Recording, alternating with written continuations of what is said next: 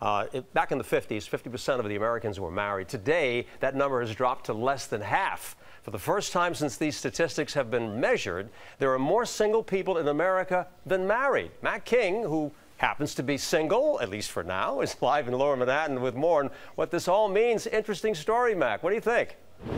It is interesting. It probably makes sense if you think about it. The country feels smaller, the world feels smaller geographically because we have all these different ways to stay connected, so we can keep searching for whatever it is we're looking for. I'm not speaking personally right now. One can keep searching, but as you said, this is the first time since the Bureau of Labor Statistics started tracking this stat in 1976 that we have more single than married adults in this country.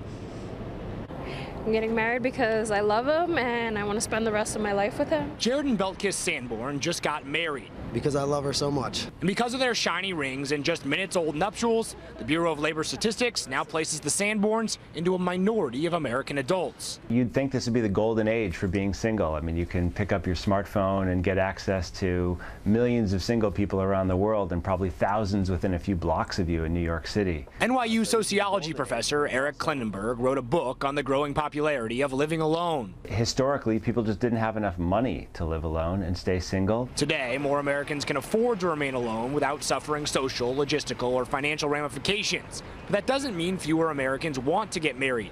Instead, we seem to have raised our standards for whom we deem to be marriage material. People aren't just looking for someone who seems like a good enough partner. People want a soulmate, and that's a very hard thing to find. Just waiting to present the question, when I'm more financially stable. I feel like I'm too young to make that kind of commitment. Because I'm 20 years old? Because I was chasing the same girl for 9 years and she finally said yes. When I was younger, I'm not gonna lie, it wasn't really like the thing on my mind. Now I couldn't see it any other way.